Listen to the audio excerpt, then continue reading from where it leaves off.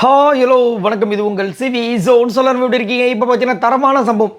விஜய் பார்வதியோட அம்மா வந்து ஒரு முடிவோடு தான் வந்திருக்காங்க போல இருக்குது. நல்ல ஜாலியாக செம்ம வைப்பாக இருக்காங்க. இப்போ கூட லைவில் பார்த்தீங்கன்னா செம்ம ஜாலியாக பேசிகிட்டு இருக்காங்க. அப்பப்போ வந்துட்டு அதாவது இந்த பிக் பாஸ் வீட்டுக்குள்ளே இருக்கிற நிறைய பேர் வந்து விஜய் பார்வதி கார்னர் பண்ண விஷயங்களை நீங்கள் பார்த்துருப்பீங்க. குறிப்பாக கனி, விக்ரம், சபரி, கொஞ்சம் சரிங்களா, நிறைய பேர், அரோரா, இந்த மாதிரி திவ்யா, இந்த மாதிரி அவங்க எல்லாருக்குமே வந்து அப்பப்போ சின்ன சின்ன நோஸ் கடை கொடுத்துக்கிட்டே இருக்காங்க. அதாவது அவங்க வாயாலே அவங்க சொல்லும்போது அப்போது ஒத்துக்கிறீங்க, சூப்பர், அது போதும் அப்படின்ற மாதிரி.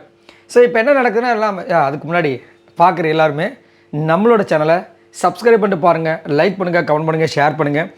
இன்னும் ஒரு 600 சப்ஸ்கிரைபர் தான் இருக்குது. 1,00,000 சப்ஸ்கிரைபர் இருக்குது. ரொம்ப கஷ்டப்பட்டு இவ்வளோ தூரம் வந்துட்டேன் உங்களோட தயவால். ஸோ மறக்காமல் சப்போர்ட் பண்ணுங்கள். இப்போ என்னென்னா விஜய் பார்வதியோட அம்மாவும் விஜய் பார்வதியும் நன்றி சொல்கிறாங்க. யாருக்குன்னா ஆதரியோட குடும்பத்துக்கு, ஆதரிக்கு. ஏன்னா அவங்க தான் வந்து இந்த வாய்ப்பை வந்துட்டு ஏற்படுத்தி கொடுத்தாங்க. விஜய் பார்வதி அம்மா வந்து 24 மணி நேரம் தங்குறதுக்கு. சப்போஸ் அங்கே வந்து மாற்றி கனி கொடுத்துருந்தாங்கன்னா இந்த வாய்ப்பு கிடச்சிருக்காது. அவங்களுக்கு ரொம்ப ஆசை அந்த பிக் பாஸ் வீட்டுக்கு வரணும்னு சொல்லிட்டு விஜய் பார்வதியோட அம்மாவுக்கு. ஏன்னா அவங்க நல்லா பாட்டு பாடுவாங்களா, நிறைய மேடையில் பாடியிருக்காங்க போல இருக்குது. அதை பார்த்துட்டு நம்ம வைரமுத்து அவர்களே வந்துட்டு தனியாக கூப்பிட்டு பாராட்டிருக்காரு. ஆனால் வீட்டில் வந்து குடும்ப சூழ்நிலையால் வந்துட்டு போக முடியாமல் போயிடுச்சு. ஸோ இங்கே நான் வந்து இந்த மாதிரி பாடுறேன், இது வந்து எனக்கு பெரிய பாக்கியம், இதுக்கு நான் அவங்களுக்கு நன்றி சொல்லிக்கிறேன் அப்படின்னு சொன்னாங்க. விஜய் பார்வதியுமே சொன்னாங்க, மனசார நான் வந்துட்டு அவளுக்கு கடமைப்பட்டிருக்கேன், வாழ்நாள் முழுக்க அப்படின்னு சொல்லியிருந்தேன் அப்படின்னு சொன்னாங்க.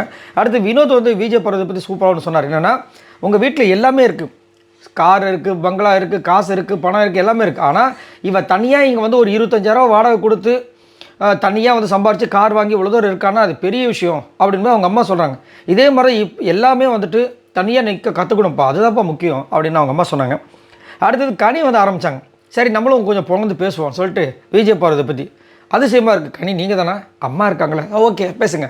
அப்பா அவங்க என்ன சொல்கிறாங்கன்னா, அம்மா இவன் அரசியல்வாதம் வர்றதுக்கு வாய்ப்பு இருக்குமா? ஆமாம்மா, நல்ல திறமையான பேச்சு, போல்டாக பேசுகிறா, பாயிண்ட் எடுத்து வைக்கிறது எல்லாமே பயங்கரமான பேச்சு. அப்போ அறிவு இருக்குன்னு ஒத்துக்கிறீங்க அப்படின்ட்டாங்க. ஏன்னா ஒரு இடத்துல வந்து கனி அவர்கள் சொல்லியிருப்பாங்க, இந்த பொண்ணுக்கு அறிவுன்றது சுத்தமாக கிடையாதுன்ற மாதிரி கலாச்சிருப்பாங்க. ஸோ அவங்க அம்மா எல்லாத்தையும் நோட் பண்ணுறாங்க. நோட் பண்ணி அப்போ அறிவு இருக்குன்னு ஒத்துக்கிறீங்க, ரைட்மா அப்படின்னு ஆமான்ட்டு கொஞ்சம் நேரத்தில் அவங்க மைண்டில் டச் ஆகுது. யார் யாருக்கு என்னென்ன பேசணுமோ அந்த விஷயம்லாம் டச் ஆகும்போது அப்படியே மூஞ்சி மாறுது. இன்னொரு பக்கம் விக்ரம் வந்து ஒன்று சொல்கிறாரு, அம்மா இவ என்னைய ரொம்ப யோசிப்போம்மா, யாரையும் நம்ப மாட்டான் லேஸ் பண்ணுறதில்ல, நான் அந்த அளவுக்கு இல்லை, ஒருத்தர் இல்லை, நான் அந்த மாதிரி நான் கேமெல்லாம் யோசிக்கலன்னு சொன்னாலும் கேட்க மாட்டான், இது அதை புரிய வைக்கிறதுக்கே எனக்கு இவ்வளோ நாள் ஆகிடுச்சு அப்படின்ற மாதிரி சொன்னாங்க. விக்ரம் சொன்னார். ஆனால் விக்ரமுக்கு முன்னாடியே வந்து சூப்பரான ஒரு பதில் சொன்னாங்க. என்னென்னா, விக்ரம் நீங்கள் வந்துட்டு பகையாகவே இருங்க விஜய் பார்வதி கூட, அதுதான் அது நல்லாயிருக்கும்.